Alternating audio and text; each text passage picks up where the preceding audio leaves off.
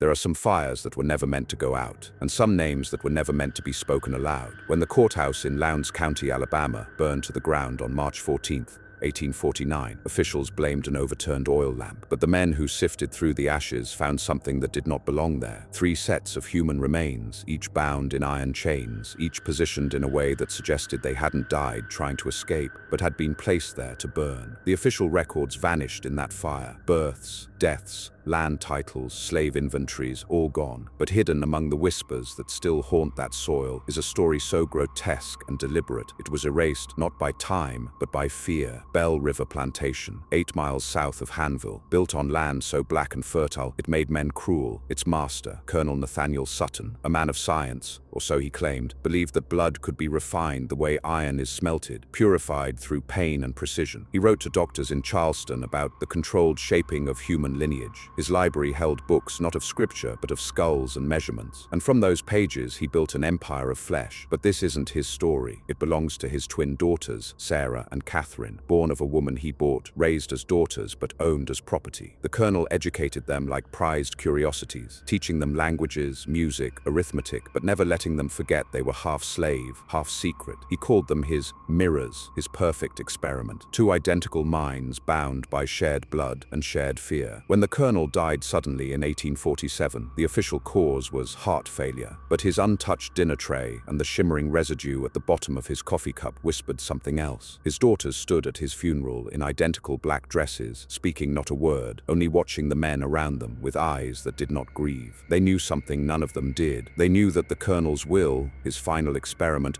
was not meant to preserve his fortune. It was meant to test theirs, because in that will, he gave them everything on one condition. They had 24 months to marry and bear children. If they failed, Bell River would be sold, and every enslaved soul on its grounds would be scattered, their bloodlines erased. But Sarah and Catherine had no intention of obeying a dead man. They had learned from him that control was not inherited, it was taken. And what they did next would turn Bell River into a place so cursed that even the soil refused to forget. You're about to hear what the state of Alabama buried for more than a century, a story pieced together from charred letters, burned diaries, and one surviving account written by a man named Marcus, the slave both sisters claimed and shared. Marcus had been 17 when he was sold to Bell River, a field hand from the Carolina coast, whose quiet strength caught the colonel's calculating eye. He was tall, deliberate, and possessed that dangerous kind of intelligence that masters mistook for docility. Within a month, the colonel had reassigned him from the fields to house service, claiming Marcus's composure suited delicate environments. In truth, he was being studied. The colonel measured his limbs, took samples of his hair, wrote long notes on his posture, his vocabulary, even his silence. Marcus became another data point in the man's breeding experiment. But the twins saw something else in him. They watched him through windows, in mirrors, in the reflection of piano varnish. Sarah first spoke to him in the kitchen late one night, barefoot on the cold tiles, asking if he could read. He said no. The next night she brought him a book. Catherine followed soon after. What began as curiosity twisted into obsession. They were identical in every way except in how they loved him. Sarah with precision, Catherine with fire. And Marcus, caught between them, understood too late that neither loved him as a man. To them, he was the only variable their father could no longer control. By the spring of 1848, Bell River was no longer ruled by sermons or ledgers. The air itself changed. The sisters stopped inviting guests. Pritchett, the overseer, complained of disruptions in discipline, slaves disappearing from the cabins at night, lights burning in the library until dawn,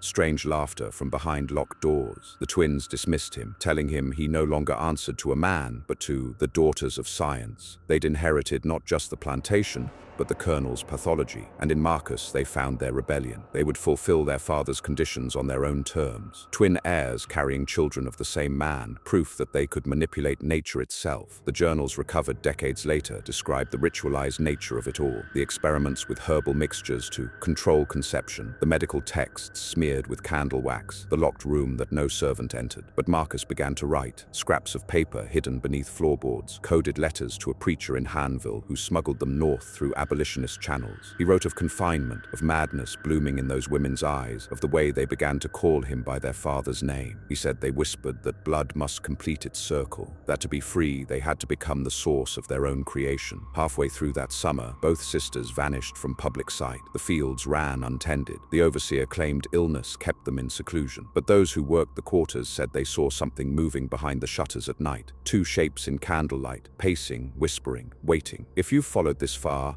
leave a comment with the words "The circle returns" twice below. That phrase marks you as one who listens between the silences, one who refuses to forget what history buried. Because what came next was not an ending, it was a birth. Two, in fact, and the beginning of a reckoning that would consume everyone left at Bell River. The morning of February 3rd, 1849, began with the sound of church bells echoing across the black soil of Bell River. A thin frost clung to the fences, but smoke already rose from the kitchen house, and the air felt heavy, pregnant with something unseen. Inside the main house, every curtain was drawn. The sisters had not been seen in public for nearly 8 months. Rumors had spread like plague, that they'd gone mad, that they'd killed each other, that the ghosts of their father's victims walked the halls whispering through the vents. But what lived behind those locked doors was stranger than madness. It was creation. Sarah and Catherine had both conceived. The plantation ledger showed no doctor's visits, no midwife summoned, only a single note, written in Sarah's hand. Balance achieved. Convergence near Marcus was nowhere to be found. The overseer claimed he'd been sold to pay debts. Others said they'd seen him in the fields at night, staring at the big house, whispering prayers that no god should hear. When the births came, they came within minutes of each other. Two cries, one upstairs,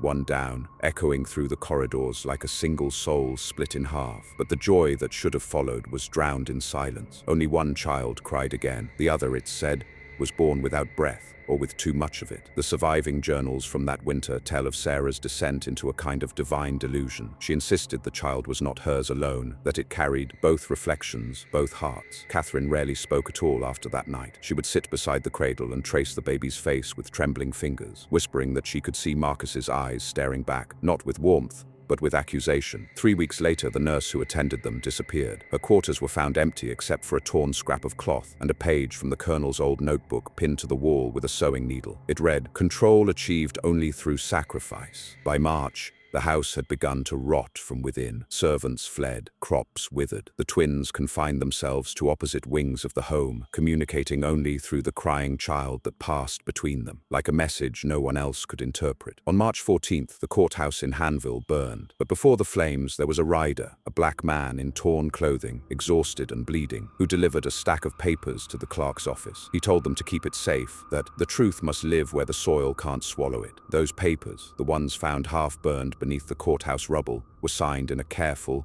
deliberate hand. Marcus. You've heard fragments before, the fire, the whispers, the missing. But what Marcus wrote in those final pages didn't just describe what happened, it accused who caused it. Marcus's final writings were not a confession, they were a warning. The first lines, smudged by ash and sweat, read, "If this reaches anyone beyond Bell River, know that the earth itself remembers what was done here. Do not let them tell you it was madness. It was design." He wrote that the twins had turned their father's theories inward, not to create purity but to erase it. They called it the rejoining. They believed that if two identical souls shared one bloodline, they could collapse the divide between master and slave, sin and sanctity. They meant to create a child that carried both the oppressor and the oppressed, the master and the owned, a perfect reconciliation born through desecration. And Marcus, bound to them in both body and chain, became the vessel for their vengeance. He described nights lit only by lamplight, and the rhythmic sound of a metronome. The sisters, dressed in white gowns stitched from their mother's burial linen, moving through the house as if guided by unseen hands. They'd turned the colonel's study into a sanctuary, walls lined with mirrors, symbols scrawled in chalk, his journals torn apart and rearranged into new commandments. They believed that through Marcus, their father's control could be reversed, that what he bred in cruelty could be reborn in balance. But nature does not forgive imitation. Marcus wrote of the ceremony, the night the air turned to fire. Sarah placed the living child in a cradle carved from the colonel's desk. Catherine held a silver basin filled with river water and ashes from their mother's grave. They spoke the same sentence again and again. Blood remembers its maker. Marcus tried to flee, but the doors had been locked from the outside. He said the child began to cry, not with fear, but in a tone too steady, too knowing. Then lightning struck the magnolia outside. The sound, he said, split the world. The candles went out, and in that darkness the child stopped crying. When he found light again, Sarah lay dead beside the cradle, Catherine kneeling in silence, humming a lullaby their mother once sang. The room smelled of copper and smoke. The basin had overturned. The water on the floor shimmered red. Marcus took the child and ran. He didn't know where he meant to go, only away. But by dawn, the main house was burning, its flames mirrored in every window like 1,000 watching eyes. He made it as far as Hanville, bleeding from a wound no one could explain, carrying the infant wrapped in black cloth. When he reached the courthouse, he left the baby on the steps and disappeared into the trees. The baby was never seen again. But decades later, among the burned ruins of Bell River, excavators found a locket fused in metal. Inside were 2 portraits, identical women, and a single strand of dark hair sealed beneath glass. Some say the fire was judgment. Others say it was the final stage of an experiment that succeeded too well. The story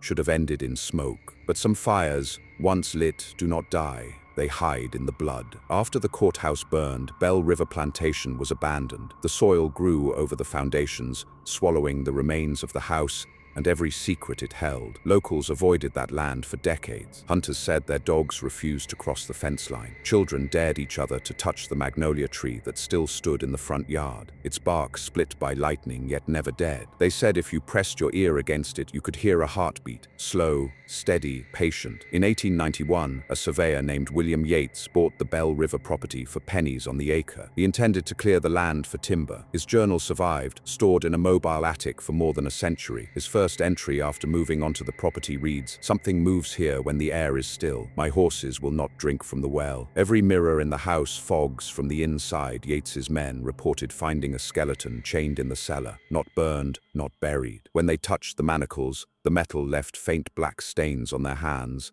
that would not wash off. Within a month, Yates sold the land back to the county and left Alabama. He would later write that his dreams were filled with women who spoke in unison and smiled with my wife's face. By the turn of the century, Bell River had become a whispered parable, a tale of blood curses and forbidden kin. But history has a way of reappearing where it's least welcome. Census records from 1910 list a Mary C. Rivers, born 1849, occupation midwife. She lived just 30 miles from Hanville. Her photograph, one of the earliest ever taken in the county, shows a woman with pale eyes and twin birthmarks at her temples. The same face appears again, 50 years later, in a 1963 civil rights protest photo. A young nurse named Clara Reeves, arrested for defying segregation orders. Her file notes an odd detail. Subject bears striking resemblance to early photo of Mary Rivers. No known relation. Bloodlines, it seems, do not forget their purpose. Every generation since, a woman has appeared in that region with the same features. Identical eyes, identical silence. None ever married. Each worked in medicine, childbirth, or anatomy. Each lived precisely to the age of 24, then vanished without record. The locals call them the Bell Daughters. Scientists dismiss it as folklore, yet DNA samples taken from hair combs preserved in the county museum show something impossible. 2 distinct maternal signatures, both dominant, interwoven, as if one life had folded over another. And beneath that magnolia, the soil remains warm. Ground-penetrating scans show voids beneath the roots, the faint shape of a house that burned but never truly collapsed. The state refuses excavation permits. The official reason, unstable ground conditions. The unofficial one, every researcher who's tried to dig there wakes in the night screaming of 2 women at their bedside, whispering the same phrase, "The circle returns." You've followed me this far, so understand, Bell River was never just a plantation. It was a prototype, a living experiment in control. What began as one man's obsession with shaping flesh became the blueprint for something far larger, a philosophy disguised as progress. The colonel believed that power came from directing bloodlines, but his descendants, the unseen heirs of his methods, learned a deeper lesson. Control the mind, and you no longer need chains. After the Civil War, the Sutton archives should have been lost. Yet in 1872, several of the colonel's journals reappeared in the hands of an academic at the newly founded Tuskegee Institute. Their contents were revised, repackaged as scientific research into human improvement. By 1904, those same ideas fed into state-sponsored sterilization laws. Words lifted directly from the colonel's writings appear in early eugenics conferences. Identical phrasing, identical justification. Bell River had burned, but its ghosts survived in policy, in pseudoscience, in the quiet machinery of government. Even now, traces of that lineage pulse beneath modern systems. Algorithms that predict behavior, institutions that harvest data in the name of health, programs that decide who thrives and who disappears. The plantation changed its tools, but not not its purpose. It still measures, it still breeds, it still calculates who is worthy of freedom and who serves better in silence. Look closely. The conditioning that began in those Alabama fields never ended. It evolved into every structure that trains men to obey, schools that teach compliance, media that shape perception, corporations that mine the essence of individuality and sell it back as choice. The Sutton twins sought to free themselves from their father by rewriting creation. We seek the same freedom now by rewriting identity. But most men never realized the code was written long before they were born. Marcus's bloodline vanished from the record, yet every few decades, someone emerges who remembers, not through memory, but through resonance. Men who feel an unease they cannot name, a pull toward forgotten history, an instinct to question everything told to them. That's the inheritance that survived. That's why you're here. If you've listened to every word, you've already stepped across the threshold. You've heard what you weren't meant to hear. The next time you look into a mirror, remember, the reflection is never truly yours. It's the system's way of checking if you've awakened. Type "the circle returns twice" in the comments. Not as a ritual, as recognition that you see the pattern, that you refuse to be bred for obedience. Because Bell River was not destroyed, it was relocated into the world you live in now. And the moment you understand that, you stop being part of the experiment. You become its ending.